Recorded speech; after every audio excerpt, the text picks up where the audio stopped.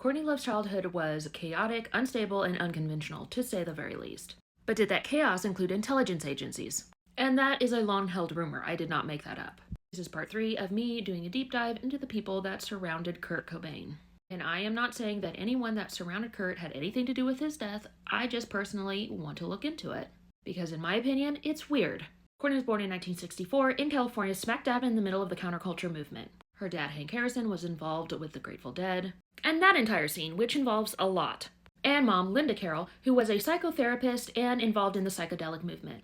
Courtney herself has said that she was placed in gifted programs in school, but her academic record is pretty inconsistent. She says that she had been seeing psychiatrists since the age of 3, and had gone through all the newest therapies at the time. From 1974 to 78, she experienced a lot of upheaval, bouncing around to different foster homes, multiple different guardianships, basically no parental oversight.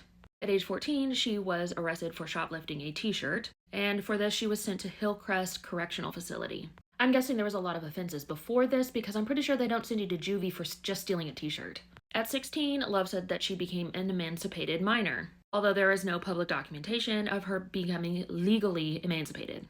Legal emancipation requires a court order, and there does not seem to be one in this case. Emancipation was not just automatic if a teen was living independently. You could say you were emancipated, but legally she probably wasn't.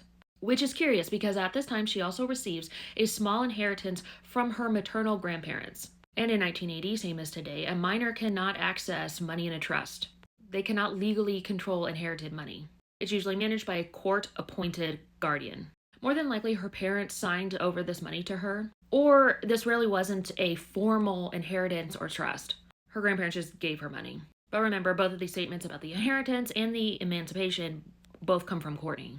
There's no legal documentation. However she got the money, she used it to go to Japan to become a dancer. This is when she adopts the last name Love.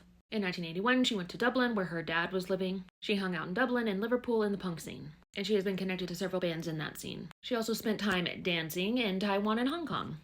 From 85 to 88, she kind of focused on acting, enrolling in the San Francisco Art Institute, and taking several small roles in movies and music videos. In 88, she went back to singing, and you know the rest.